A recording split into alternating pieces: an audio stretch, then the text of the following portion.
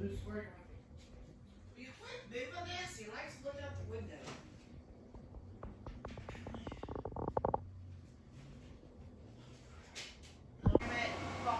Come on, Kitty. Go through the tunnel. Come on. You can do it.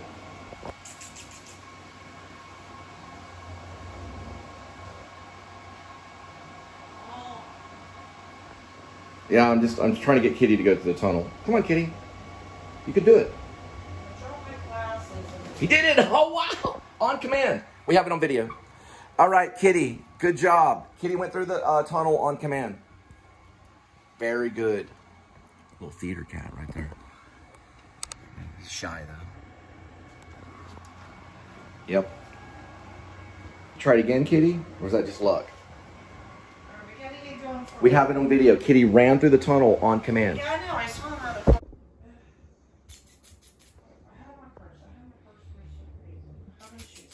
My black socks. Oh, shit. I didn't put a belt on. You need to do that. Okay, it's first thing.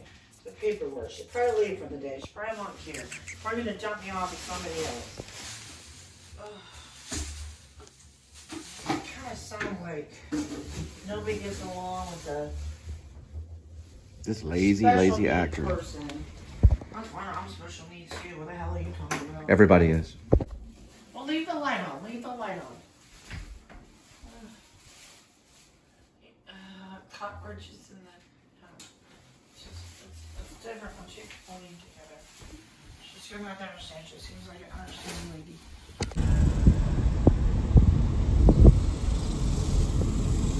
F-18 Hornet. Damn tree there. I know, there's trees everywhere. No, you couldn't see that stop sign. Couldn't see that stop sign. Yeah, I know. Arrow up with it. The stop sign always is think of, how many angles. Always think of Tim Burton, Burton Hill. Yeah. Areas. Well, there's trees. Trees have to be here. Excuse you know, the trees are here for a reason. They help us with oxygen. Trees. The trails. And the trails. There's trails. Oh, that's somebody's house. Ooh, we should go on a walk. On the trails. You'll have time because you have to work all the time. Now it's not to be time. But we can think about it. We can plan it. That still counts. But yeah, there's some trails around here that you can actually go on walks. It's an uphill that was a big rich house. Battle. Yeah, this is a nice neighborhood. I love these little alcoves. Well, they're not alcoves. It's like a cave of trees. I don't know what you really call it. Oh yeah, I did drop your gloves on the floor. When everything fails and it's a description, I just use the word alcove. I'm late to have my pants. All right. I need to focus to get ready. I have 5 minutes. Okay.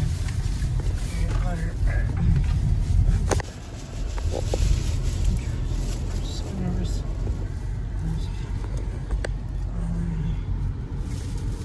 Listen, I was nervous when I had to go in front of 700 kids and play a gander in Charlotte's Web. It's about me focusing. I understand. I love E.B. White. Later. I will tell the story later.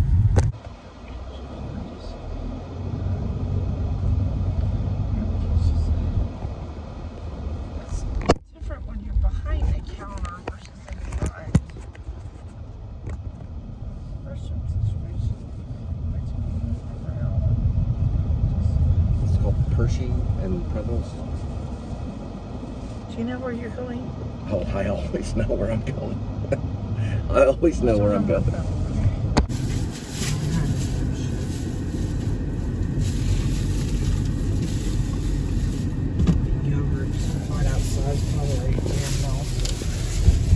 That's our problem, not providing hair nets.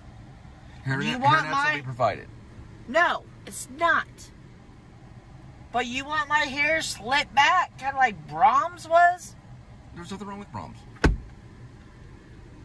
Then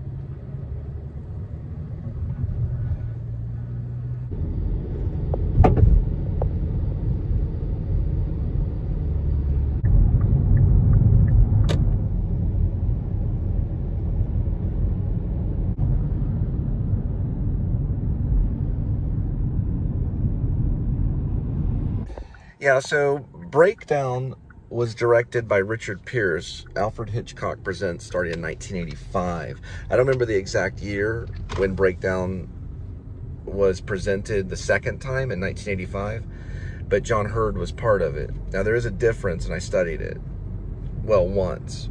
The major difference that I saw between Alfred Hitchcock's direction in the original black and white version of Alfred Hitchcock's, and then we'll get to the actors and everything, because I may do a compare contrast between the Breakdown with John Hurd and Richard Price direction with the Breakdown with Alfred Hitchcock and his direction.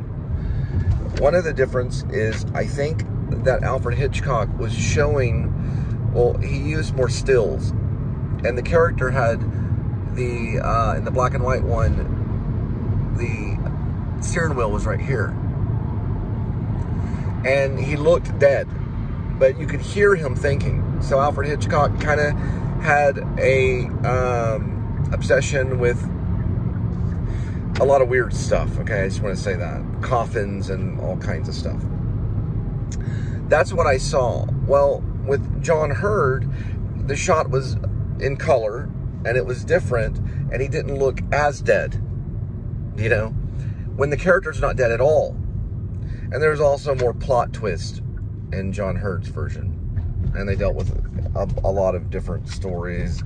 Like there were, well, the plot takes them in like Brazil or somewhere, and there's like a drug trafficking thing, and there's Andy Garcia plays this like mob boss. It's not, none of that stuff is really in the Hitchcock version, not presented the same way. It also ends more abrupt in the Hitchcock version. They realize on both versions that he's alive because he can tap his finger, which they never really hear. He can tap his finger, and there's a tear that goes down the face. That's the whole filmic cinematic tear that just drops down the face because he can't move. You have to see Breakdown. John Hurd does it, and then the actor in the black and white version with the Alfred Hitchcock original Presents, he does it as well, and you see the tear go down. It's more present in the Alfred Hitchcock version, even though it's black and white. They're both good versions. I like them both, but they tell a different story. Hitchcock was very strange, and then you see the purity and the way he uses still photos in the black and white, and how the camera's very still, and it looks almost like paper clippings or something with the Hitchcock version, which is black and white. Which one do I prefer? Well, I think that Hitchcock is more masterful in the black and white, and Breakdown is presented the way that he wanted it to be presented. In the John Hurd remake, the 1985 version, and I don't know the exact year, but it began, Alfred Hitchcock was retold in 1985, was more of a comfortable story that we're familiar with.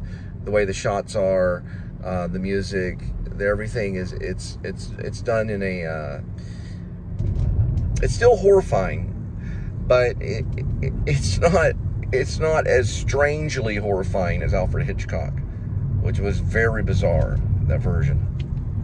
Anyway, they both deal with the same inner dialogue. You can hear the actor thinking. They both deal with it's like a voiceover, him saying what's going on, you know, what's blah blah blah. They both deal with those aspects, but they change the plot line on it. So I would watch it. Watch the original Alfred Hitchcock version, like in the 1960s, and watch the John Hurd version, which was done in the 80s, mid 80s or so. It's a good, if you're a filmmaker, it's a good compare and contrast of how the time changes, how color can change things, and how the acting is very different. Hey, the acting is good in both. In both versions, the acting is masterful. I met John Hurd, by the way.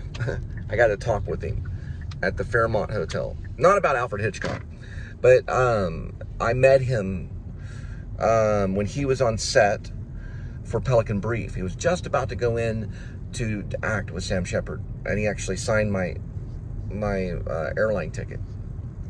He was doing a breathing exercise. He was doing this every once in a while. You know, he was getting his energy in the right place. John Hurd was an absolutely brilliant actor, but he did not have the iconic aspect of other actors. He wasn't iconic.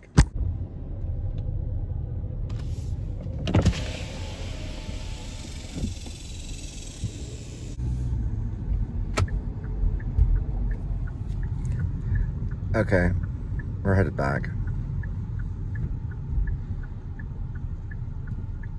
It's step by step, you know, that's what it is.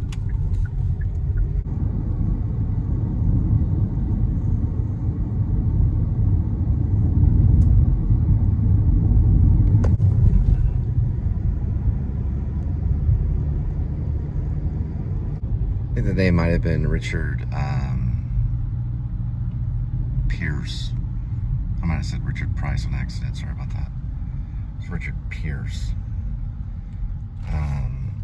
I have to go back and look at the direction. What I'm doing is I'm trying to compare the difference between the old school Alfred Hitchcock Presents and the color version that happened in 1985, which John Hurt was part of it. There was two different Alfred Hitchcock Presents. I think the director that did Breakdown was called Richard Pierce. I'll have to double check. But John Hurt was definitely part of it. And so was Andy Garcia. That was in the color version. That's what all I was doing.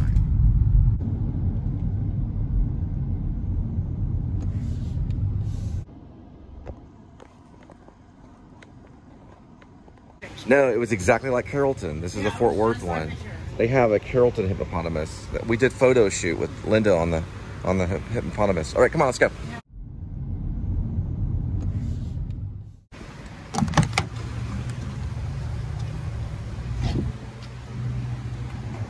That's the most powerful entity in the world right there. The post office. Are you ready, sweetie? Come on. We'll talk about it in a minute. Just come on. I was talking about Alfred Hitchcock and blah, blah, blah. Here, let me move this. We gotta get back because I got a tech crew of the world. All right, we'll talk about it in a minute.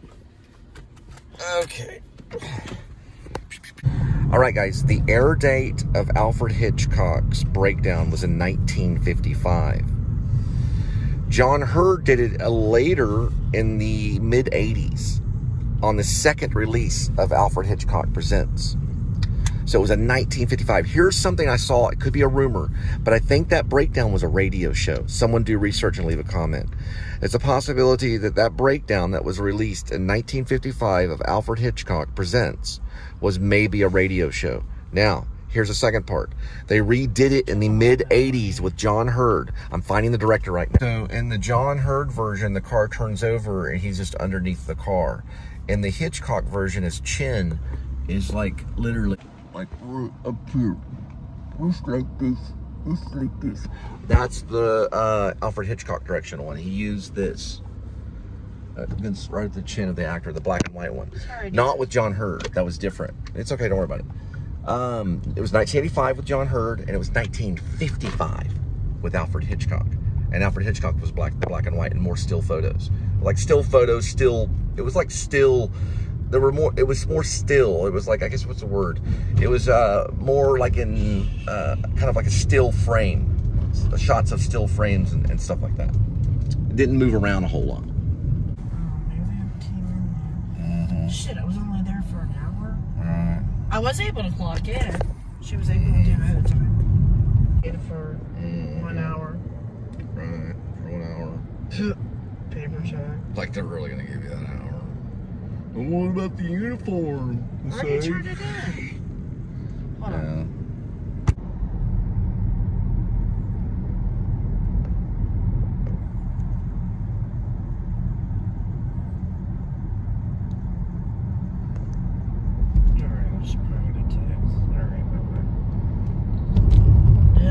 They said they start paychecks on Thursdays, so I think we're right at the beginning of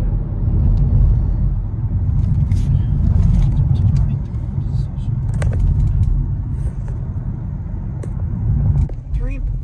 I'm trying to figure out. It's an F-18 Hornet, Blue Angels, U.S. Naval 7. Oh, I gotta wash my ears. Hornet. She made a weird comment. Yeah, in the apartment. I just don't know how to approach this situation.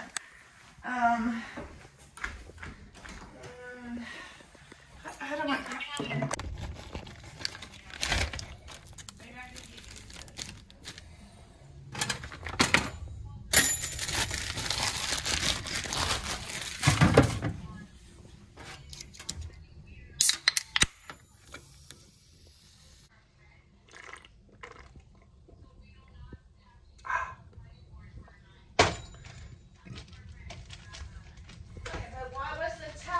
Register hanging off. It was a green and a white towel right below the register. Okay. Well, like I said, I mean, I guess every register. Personally, I think when you keep towels in a sanitizer bucket, it's kind of like some people don't believe in gloves. They think that if you wear gloves, you don't wash your hands. You know, that type thing. But I am more of a, wear a glove type person. Wash your hands. And make sure you change your apron. Okay. I want you to pass it away. I kind of knew it was. I kind of knew it was coming. I knew it was going to come. I knew it was going to happen on this.